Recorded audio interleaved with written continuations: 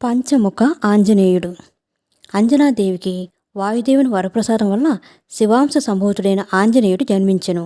కాబట్టి ఆంజనేయుని పవనతనయుడు, వాయుపుత్రుడు అని పిలుస్తారు. హనుమంతుడు ఒక మహిమాన్వితమైన వానరుడు కాబట్టి ఈయనను మారుతి అని పిలుస్తారు. మాయావి అయిన మహిరావణుడు విభూషణ రూపంను ధరించి హనుమంతుని మోసగించి రామలక్ష్మణులను చిన్న లక్కపిడతలంటి బొమ్మలుగా మార్చి పాతాళ లోకములకు తీసుకుని పోయి బంధించి ఉంచెను. తరువాత అసలైన విభూషణుడు రావడంతో విషయం గ్రహించిన హనుమంతుడు పాతాళ లోకమునకు వెళ్ళుటకు బయలుదేరుచుండగా విభీషణుడు హనుమంతునితో, మహిరావణుడు ఎవరి చేతను తనకు మరణం లేకుండా వరమును పొందెనని తెలిపెను. అతడు మరణించవలనన్న 5 అగ్నిజ్వాలలను వివిధ దశలలో ఒకేసారి ప్రయోగించి చంపవలనని ఆంజనేయునికి చెప్పాను.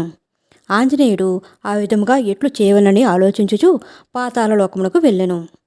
అప్పుడు ఆంజనేయుడు పంచభూతములను అనగా గాలి, నీరు, అగ్ని, ఆకాశము, భూమి తన యందు నిక్షిప్తం చేసుకొనుచు 5 ముఖములతో పంచముఖ ఆంజనేయునిగా అవతారం ఎత్తెను. తూర్పు ముఖముగా ఆంజనేయుడు, దక్షిణ ముఖముగా ఉగ్ర నరసింహ అవతారం, పశ్చిమ ముఖముగా గరుత్మంతుని అవతారం, ఉత్తర దిశగా వరాహ అవతారం, ఊర్ధ్వ దిశగా హయగ్రీవ అవతారం. పంచముఖ ఆంజనేయుడు ఈ 5 ముఖముల నోటి నుండి అగ్నిజ్వాలలను అన్ని దిశములను ఏకకాలంలో ప్రయోగించి మహిరావణుని సంహరించి రామలక్ష్మణులను రక్షించనని కథనం కలదు. హనుమంతుడు కలలో కనబడితే ఏం జరుగుతుందో తెలుసా? చాలా లాభాలు కలుగుతాయి. ఆరోగ్య సమస్యలు దరిచేరవు. శత్రువులు మీకు ఏ హాని చేయలేరు. మీ ఆయుష్ పెరుగుతుంది. ఆత్మవిశ్వాసం పెరుగుతుంది. విద్యా విజయాలు లభిస్తాయి.